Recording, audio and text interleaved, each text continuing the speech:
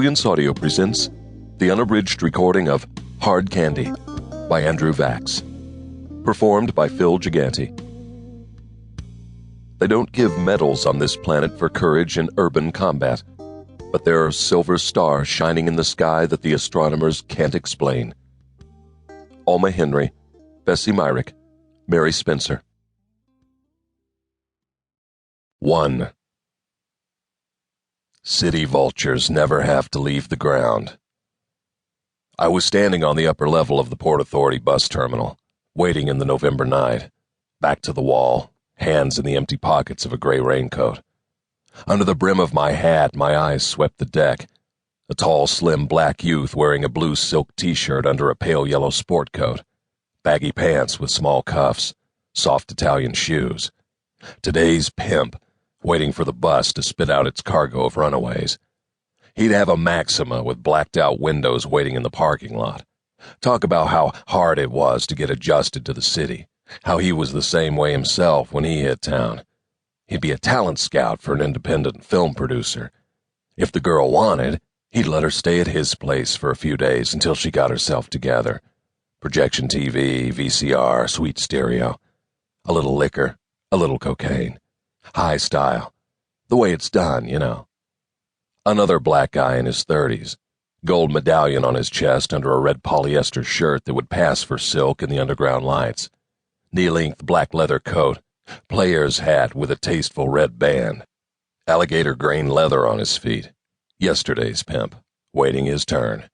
He'd have an old caddy. Talk his talk. Make you a star. A furnished room in a no-see hotel down the street.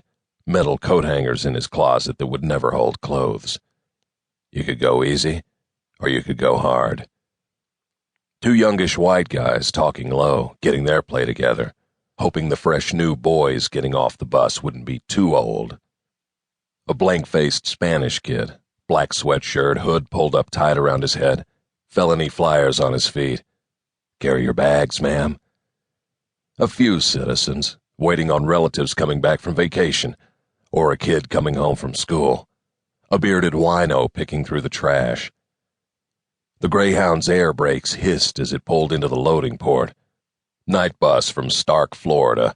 A 24-hour ride. Change buses in Jacksonville. The round-trip ticket cost $244. I know. I paid for it.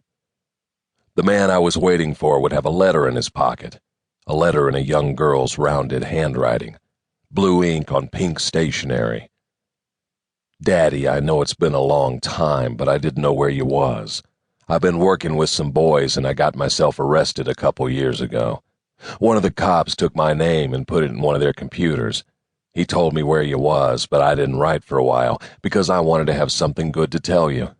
I'm sorry Sissy made me run away that time without even telling you goodbye like I wanted. I wrote to her, but the letter came back. Do you know where she's at? I guess she got married or something. Anyway, Daddy, you'll never believe it, but I got a lot of money now. I'm real good at this business I'm in. I got a boyfriend, too. I thought you could use a stake to get you started after you got out, but I didn't want to mail no cash to a prison.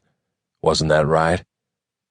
Anyway, Daddy, when you get ready to come out, you write to me at this post office box I got now, and I'll send you the money for a ticket up here. It would be like a vacation or something, and I could give you the money I have saved up. I hope you're doing okay, Daddy. Love, Belle. The slow stream of humans climbed down. Hands full of plastic shopping bags, cartons tied together with string, duffel bags. Samsonite doesn't ride the hound too often. He was one of the last off the bus. Tall, raw-boned man, small eyes under a shock of taffy honey hair. Belle's eyes. Belle's hair. A battered leather satchel in one hand. The Spanish kid never gave him a second glance. A cop would, but there weren't any around. I felt a winter's knot where my heart should have been. His eyes played around the depot like it was a prison yard. I moved to him, taking my hands out of my pockets, showing them empty. He'd never seen